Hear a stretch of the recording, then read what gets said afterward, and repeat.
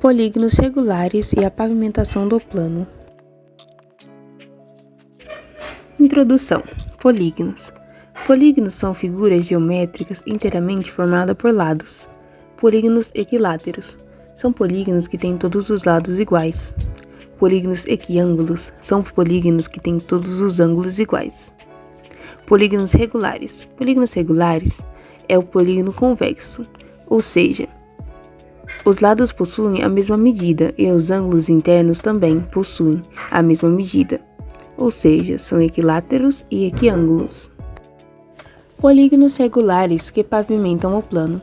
Existem apenas 3 polígonos regulares que pavimentam o plano, sendo eles o quadrado, o triângulo equilátero e o hexágono regular.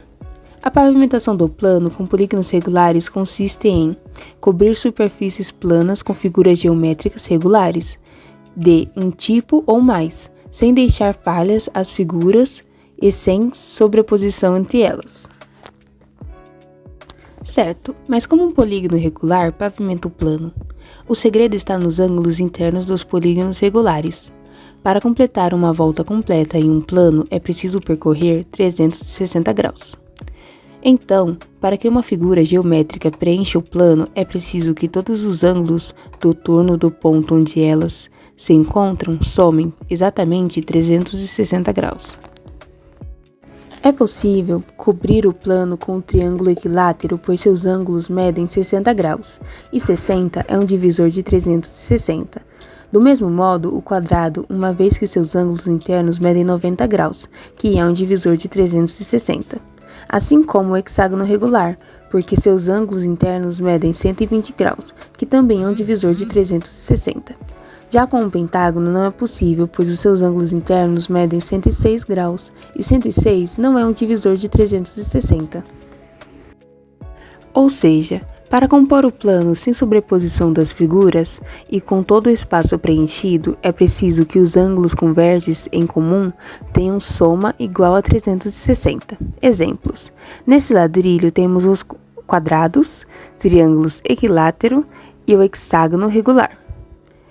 Ângulo do quadrado é 90 graus, o ângulo do triângulo equilátero é 60 graus e o ângulo do hexágono regular é 120 graus. As figuras que se unem no ponto vermelho são 2 quadrados, um triângulo equilátero e um hexágono regular. Somando os ângulos das figuras que temos, 90 graus mais 90 graus mais 60 graus mais 120 graus, temos 360 graus. História da pavimentação do plano. Mosaicos. Os mosaicos podem ser encontrados no artesanato em utensílios de uso doméstico. Por exemplo, pisos, janelas, interior de igrejas, palácios e diversos locais diferentes. Foram utilizados por gregos, romanos, chineses e outros povos para a decoração, principalmente os de motivos religiosos. O mosaico de que estamos falando, assim como os ladrilhos, é a imagem criada pela junção de pequenos fragmentos de materiais, que colados próximos uns aos outros, produzem os mais variados desenhos. Um mosaico não tão antigo, mas não menos famoso, é o desenho de ondas imitando o mar. Essa é a marca registrada do bairro de Copacabana, no Rio de Janeiro. Ladrilhos. Os ladrilhos hidráulicos surgiram em meados do século XIX, como uma alternativa à utilização de pedras, principalmente do mármore, com peças produzidas de forma artesanal até os dias de hoje. Podem ser usados para revestir pisos, paredes e áreas externas, molhadas ou secas. O ladrilho hidráulico teve seu auge em meados do século XX, espalhando-se rapidamente pelos países europeus, principalmente Espanha, Inglaterra e Rússia, por sua resistência e qualidades decorativas. O movimento modernista contribuiu para o sucesso dos ladrilhos, que foram empregados para a composição de murais, mosaicos artísticos com desenhos complexos.